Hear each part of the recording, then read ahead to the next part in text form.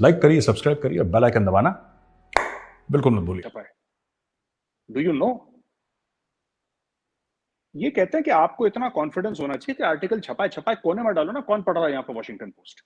ये मोदी जी का एटीट्यूड है और ये इंडिया का एटीट्यूड। आपने एक बड़ी इमेज थी जो मैं आपको समझाता हूँ, जो इंडिया का कैसे चेंज हुआ है ना पिछले कुछ सालों में, इंडियंस का माइंडसेट कैसे। आपको याद है सौरव गांगुली वो अपनी शर्ट निकाल के लॉर्ड्स की बालकनी में हिला रहा है।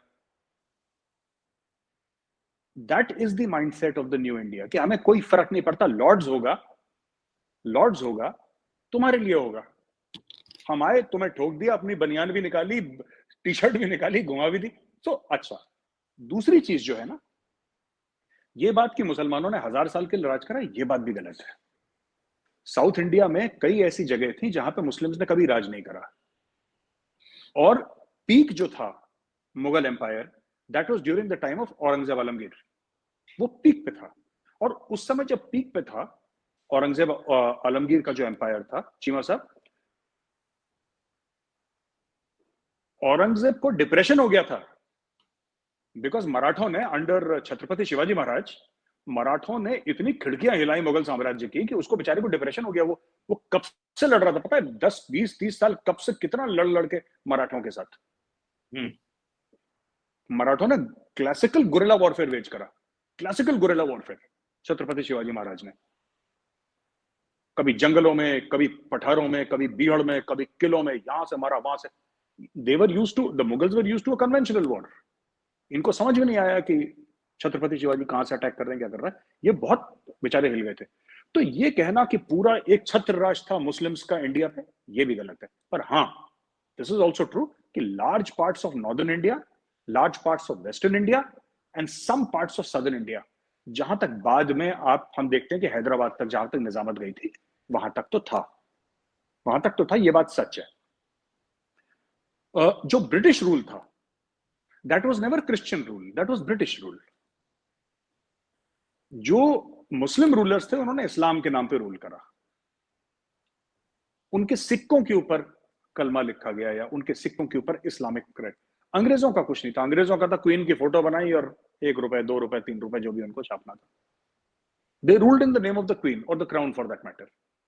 Muslims ruled in the name of God.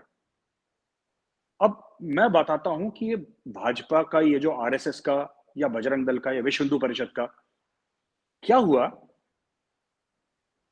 जो मुस्लिम रूल था इंडिया पे वो तो पहले था।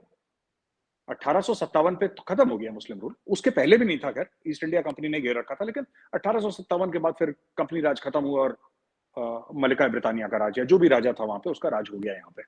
राइट, 200 साल करीब गोरे ने राज करा। सवाल ये पूछना चाहिए, और वो जो डॉक्टर साहब हैं खान साहब, आप उनसे जरूर पूछिएगा कि अंग्रेजों के खिलाफ कोई मलाल नहीं है दिल में, जबकि उनका राज रिसेंट है और उनका राज इक्वली ब्रूटल था। जलियांवाला बाग में गोली मारी थी कि नहीं मारी थी? जलियांवाला बाग में इनोसेंट लोगों को गोली मारी, काट दिया हजारों की तादाद में। भगत सिंह को किसने फांसी दी? औरंगजेब ने तो नहीं दी थी ना, शहीद भगत सिंह को। शहीद उधम सिंह को किसने मार दिया? औरंगजेब ने या बाबर ने तो नहीं मारा था ना, वो तो अंग्रेजों ने मारा था। लेकिन अंग्रेज के खिलाफ मलाल नहीं है, मुस्लिम रूलर्स के खिलाफ मलाल है। उसका रीजन है, अंग्रेज समझते थे कि हिंदुस्तान के ऊपर तुम चैन से राज कर सकते हो, इनके धर्म के साथ छेड़खानी मत करना, इनके कस्टम्स और ट्रेडिशंस को मत छेड़ना। बाकी तुम्हें इनसे लगान लेना है, इनसे टैक्स लेना है, तुम्हें जो ड्रामा करना है तुम करो, 100 साल और करो। The problem started even 1857, 1857 revolt क्यों हुआ था, उसका ट्रिगर क्या था, कारण कई थे उसके। डॉक्ट्रिन ऑफ लैप्स एक कारण था, वजूहत कई थी उसकी, एक नहीं थी वजूहत। लेकिन जो उसका मेन ट्रिगर था, that was the grease cartridge incident. जब बोला कि सुअर और गाय की चर्बी मुंह से आपको निकालनी पड़ेगी, फिर आप फायर करेंगे कार्ट्रिज। वहां से आग लग गई छावनी में, मेरठ की। मेरे घर से मुश्किल से 1 डेढ़ घंटा दूर है मेरठ, मैं नोएडा में रहता हूँ, यूपी में है मेरठ। जब मंगल पांडे ने बोल दिया कि नहीं, ये आजादी की लड़ाई है, और ये शुरू हो गई यहां से। बात यह है कि जो आम हिंदूज के दिमाग में जो बात है, उनके जहन में बात है, दिमाग में नहीं जहन में जो बात है, उनके दिल में भी, दिल और दिमाग में यह बात है कि ये जो कन्वर्जेंस हुए बाय द स्वॉर्ड, ये जो टेंपल, अंग्रेजों ने कोई मंदिर मंदिर तोड़ के चर्च नहीं बनाया। They are not interested. अंग्रेज कहते थे पैसा लाओ यार, बस नोट की बात करो, बस टॉक मनी, टॉक कैश। राज की बात करो, गद्दी पे कौन बैठेगा ये बात करो। बात ये होती है कि जैसे यू आर अ प्रैक्टिसिंग मुस्लिम चीमा साहब, ठीक है, मैं एक दो बार आपको उल्टी सीधी बात कर दूंगा, गाली गलौज बात कर दूंगा, तो हो सकता है कि आप यारी दोस्ती में टॉलरेट कर लें, आप छोड़ें यार, राइट, ये हो जाता है। या फिर मैं आपके ऊपर राज कर रहा हूं और आप मेरे गुलाम हैं, आप झेल जाएंगे। मैं जिस दिन धर्म पे आऊंगा आप तलवार उठा लेंगे। ये माइंडसेट है।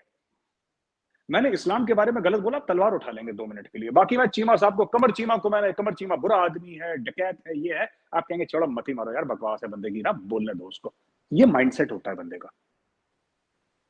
मुस्लिम रूलर्स ने कभी इस चीज का ध्यान नहीं दिया कि ये जो सिविलाइजेशन है ये हजारों साल पुराना है, और अगर आप धर्म के साथ छेड़खानी करेंगे तो इसका बैकलैश होगा, आज नहीं तो कल, नहीं तो 100 साल के बाद बैकलैश होगा। एक जमाने में हिंदुओं के पास इंटेंट था लेकिन कैपेबिलिटी नहीं थी। 2014 में इंटेंट भी आ गया और कैपेबिलिटी भी आ गई। आखिरी बात आपने बोला शशि थरूर साहब की, बीजेपी ने कहीं ये नहीं कहा कि हम संविधान बदल देंगे, और संविधान में वैसे भी संविधान बदलता है, पाकिस्तान का भी, हिंदुस्तान का भी, अमेरिका का भी, अमेंडमेंट्स तो होती है ना संविधान में। बट जो उन्होंने तासुर दिया, जो उन्होंने एक इंडिकेशन दिया शशि थरूर साहब ने कि साहब मतलब ये कैंसिल कर देंगे संविधान को और एक नया संविधान लिख देंगे, ऐसा तो नहीं हुआ।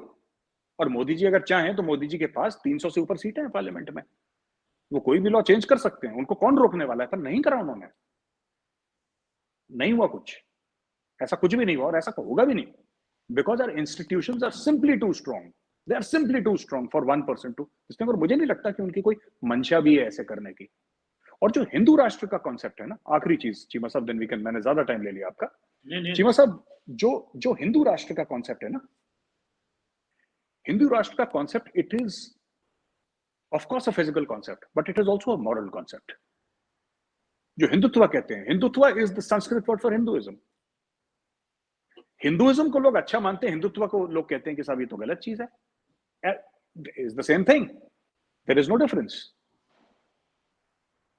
हिंदुत्व ये नहीं कहता कि मुसलमान सेकंड क्लास सिटीजन होगा, ये नहीं कहता है, क्योंकि there is no concept of, in our religion, in Hinduism there is no, जैसे आपके यहाँ है कि काफिर है, ये मोमिन है, हमारे यहाँ वो कॉन्सेप्ट है ही नहीं कि काफिर है, मोमिन है।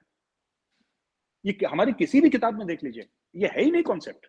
ये हमसे छोटा है और ये स्वर्ग जाएगा, ये नर्क जाएगा, ये जहन्नम जाएगा, ये इसलिए जाएगा क्योंकि इसने, ये इब्राहिमिक फेथ्स का कॉन्सेप्ट है, जुडाइज्म का है, क्रिश्चियनिटी का, इस्लाम का है। हिंदुइज्म का ये कॉन्सेप्ट है ही नहीं। हिंदुइज्म कहता है कि कर्म प्रधान है, जन प्रधान नहीं है।